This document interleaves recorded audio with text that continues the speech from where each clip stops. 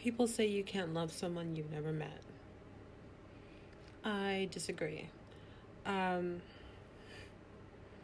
you have lots of people who, love Jesus and they're just like, oh, but I've met him and haven't you tried Jesus? Haven't you tried Jesus? And I'm just like, well, yes, but also the point is that what is there to love but a set of attributes? A set of attributes, right? That is what makes you and causes you to love someone. Um, in studying Islam and having, converted to Islam so many years ago, we would study the very first generation of Muslims. And in great detail. So there were things that we knew about their hair, the way they dressed, the way they walked, the way they ate, um, the things that they cooked on a specific day. Um, but aside from those things, we would learn about, how they fought and how they cared and their integrity or the lack thereof, and, how they learned or what they didn't learn and what it cost them. And, and going over all of these historical figures, it has me in a really reflective state. So, for example, when I uploaded my Mary Church Terrell video, I talked about how, I identified so much with her. I felt like I went to college to become her. And I don't mean that literally, obviously, but I mean in terms of the level of activism that I was involved with, the level of volunteering, the level of community service. And then when I heard about her, I'm just like, wow, like me too. Yeah, this and that march, me too. Yeah, risking your life for this and this. I had a KKK death threat, by the way. And when I looked over her life, I loved those things for her. And I also identified with those same things in me. And I see that as an adult who is less involved, I could honestly admit to, de-evolution, devolving into the nonsense that is in this sector, right? And I'm so sure that I have to get out of it because there's no good future here. I mean, we have given ourselves away to people who would rather discuss Malcolm X being gay for pay as a child, as a struggling teenager, than him being a martyr of a noble cause. We would rather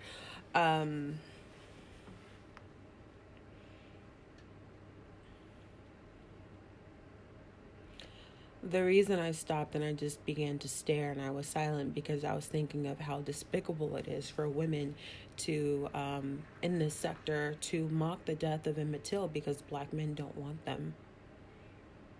I mean, instead of going to therapy, instead of leveling up, instead of becoming a woman that another man might want, another group of men, race of men, ethnicity, religion, culture, something, like if your own men don't want you, you don't then turn around and try to taunt them with the death of, a 12, 14-year-old who was lynched for 11 hours, Like, it's just the height, or should I say the depth, right? Because there's nothing lower than that. I don't think there's an ocean, lower than that kind of character. And we tune in because it's funny. It's not funny.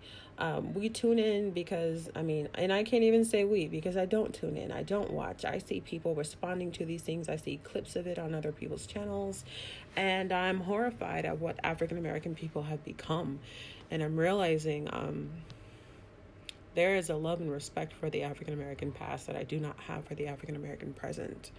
There is a love and a respect and a cherishing of our ancestors that I am learning that I do not have for the living among us. And of course, I love my mama. I love my family. I love the women of, her church. I love, look, there are so many African Americans I could name that I'm not going to name right now, but I'm just saying, like, especially these online communities, I'm starting to think maybe African Americans who are worth their salt are just not online. They're just not on YouTube. They're not content creators. they're somewhere working in real life. And maybe we are just dealing with the rejects who never, that story, the little engine that could. These were the engines that couldn't, and maybe that's who we're online with, right? You had people, lie about who they are. People who tell the truth about who they are, and then you see why they're here. Maybe, they grew up on the other side of the school wearing a helmet in special ed, and now they want to be the leader of a black movement when really they should just be listening and taking directives. And I used to be really hard on African American organizations when I was in college because I thought elitism was such a bad thing. I thought I associated a lot of our noble organizations with colorism and all kinds of isms that I just thought were not good. But I now see the point of, there being a price point to join, certain clubs. There's a reason why, you make that annual fee so high to keep out the undesirables, right?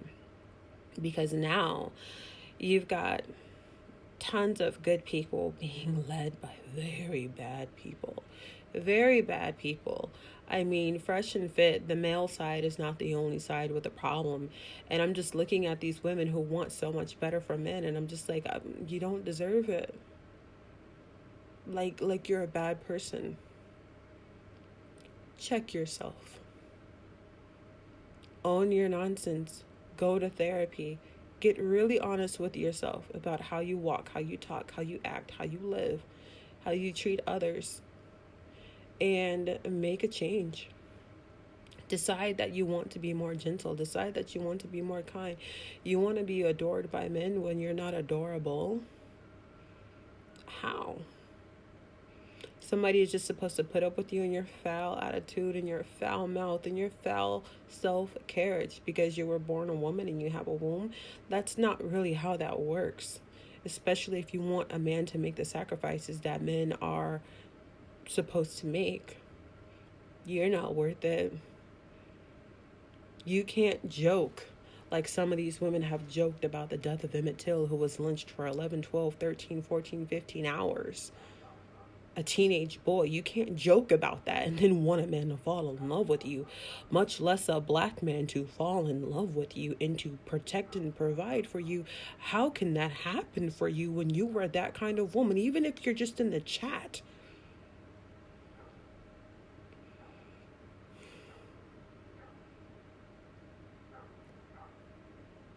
For men to love you, you must be lovely.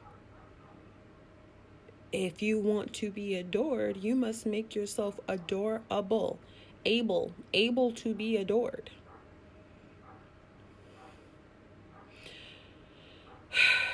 And all of a sudden it makes sense to me why, these are the requirements to be an AKA, and these are the requirements to be a Delta, and these are the requirements if you want to start a chapter of the NAACW and, whatever else, right? It starts making really good sense why there's so much gatekeeping among the black boule and the black elites. They are trying so hard not to be associated with people who think, if I just scream at you loud enough, if I just call you enough names, if I just talk about your dead kids, living kids, whatever, enough, then I'm the winner of this debate. Then I'm the strongest person. I deserve the most clicks, views, money, support, because, hey, I talked about your mom and hurt you so bad and until you started stumbling over your words, and you can't get to me because we're online. The level of cowardice. I'd be so shocked as a person from Seattle, Washington, with some of these people from some of the biggest ghettos who always talk about being strong, who always talk about head up on sight and I'll fight you and I'll do this and I'll confront you. And they're these cowards behind keyboards and avatars like we're in the Wizard of Oz and there's some curtain. It's Groundhog Day. Every day it's the same day on Black YouTube. Every day it's the same day. When I think of the legacy that I want to leave behind, this is not it. Um, Here's the deal. I want to go to the cemetery empty, or wherever I am buried, whatever happens to my remains. I want to be empty, empty, empty, empty of all of my potential, empty of everything that I could have possibly offered to humanity. And now that I'm contemplating these things, like it's starting to look like a really daunting task. Like, wow, I've wasted so much time. How do I do that now? Now I'm going to have to create my own opportunities to empty that, right? Because I came to so many realizations late, right? I was just thinking about how much charity I want to do and how much volunteering I want to get back into doing. I spent a lot of my undergraduate education doing lots of volunteering and lots of grassroots community organizing, and my experiences were so frontline that, you know, there was obviously trauma involved in that, and I took a good, long, well-deserved break. But now I'm just like, man, if I would have just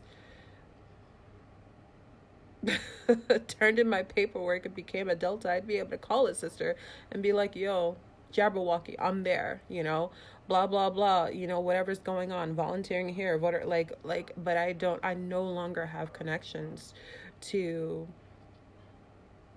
the community service opportunities that I used to be the creator of. So I just know that if gossiping and drilling and saying the worst things is the only way to make a name for myself as a social media influencer, good God, I don't want a name then. I don't want it. I allowed myself to get sucked into the drama and the trauma of the sector, but overall, at the end of every day and night, like, I know what I'm made of, and I know who raised me, and I know how I was raised. And, there isn't a nasty rumor, smear campaign, or whatever that can put a damper on that. So I find myself now trying to seek the means of re-involving myself, you know, for the sake of goodness, promoting good, promoting love, promoting justice, kindness. These are the things that I want to leave behind me. When I eulogized a number of people last year, and oftentimes when you're eulogizing a person, you will laugh and you will cry.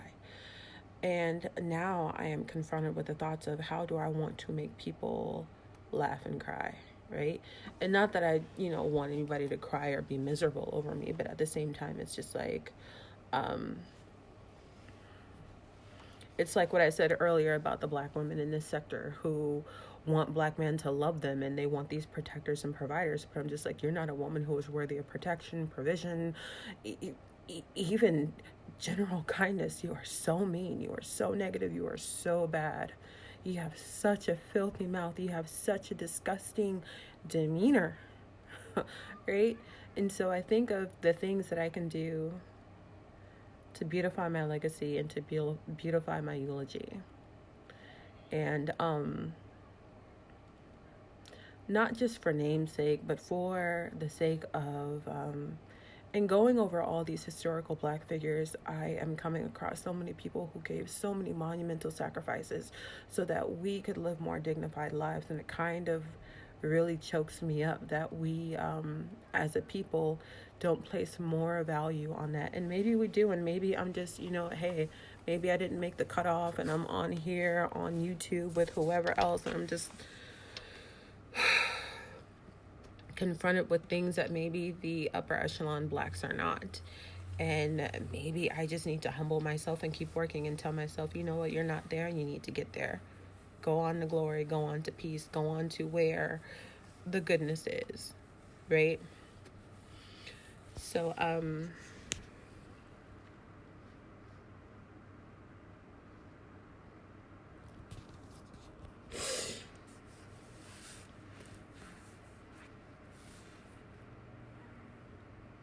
I don't think we understand the number that we're doing on ourselves, the number that we're doing on our culture with what we offer to social media. So many times we say, hey, Black people are not like that.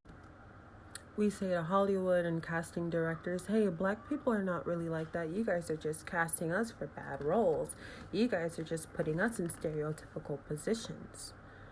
But then you click open black YouTube, and every Mammy, every Jezebel, every Sambo, we're all here. I mean, it's like taking attendance. Present. We're all here. And we're all doing the same nonsense. We're all being the same stereotypes that we're upset. And it's just like you're lending credence to all of this, right? When the police pulled over Philando Castile, he had no idea he was pulling over a man who loves children so much. He had over 400 food allergies memorized, right? He didn't know that he was pulling over such a beautiful man. He thought he was pulling over one of you. He thought he was pulling over one of you. Couldn't tell us apart. Couldn't distinguish us. And that goes back to my point for why the Black Brûlée always fights for distinguishing honors and to be distinguished, because that's the cool thing. I remember talking about this with a Black Greek. When you pull up to a gas station or somewhere with that license plate where it says Omega Psi Phi, or it says, A Phi A, whatever it says, they know automatically that you've been to college. So that already distinguishes you from some bummy, felon, felonious, feral, F-boy, already distinguished. And they fight for these distinguishing marks because they don't want to be mistaken for some of you. Some of these female content creators who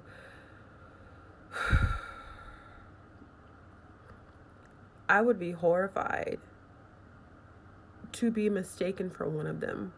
The things they say, the way they live, the things that they promote and perpetrate, like I would be horrified to be associated with them. So I have to look at myself and I'm like, how do I work myself out of this sector? Because it's not a beautiful place. It's not a peaceful place. It's not a kind place. It's not a place of Black excellence. It's not. And if Black excellence for you is tied up in clicks and views, then I understand. But no, that's not it. I mentioned Love and Marriage Huntsville in another video, and I'm like, you can say what you want about divorce. You can say what you want about, them arguing or going back and forth. But at the end of the day, when you look at that stage, when you look at that reunion stage, there are so many degrees on that stage. There are so many businesses owned on that stage. There are so many children raised. There are so many marriages. There's so much that works. There's so much that works. And at the end of every day and night, there's still a good representation of Black people. They are. And there's no discussion about that. You can talk about Tisha's personality or how she whines, but at the end of the day, she still has 2 master's degrees. She's still raising all her kids. Gorgeous as ever, right? Black excellence. You can say what you want about a Marceau or a Maurice Scott. At the end of every day and night, those brothers have their degrees, their practices, the land that they own, and then you have the people on YouTube who have so little they can't even open their own cameras. So scared for you to see them in their real lives and how they really live. Maybe once in a blue moon, when they've saved up enough for a hotel bed, they can pretend, to stunt or something, like, oh, look, white blankets, white sheets, whoop, whoop, whoop, right? You don't want to be these people, and you don't want to be associated with these people. Or I don't. I'll just speak for myself. So I am just confronted with this overwhelming internal task of, what is it? I think it was Corinthians that says, a little leaven leavens the whole lump. Come out from among them and be ye separate. So now I'm contemplating separation and how to do that effectively, even though for years my name has been to and fro in the sector, how to work it right on out. I don't want this to be part of any significant part of the legacy that I leave. It can't be. It just can't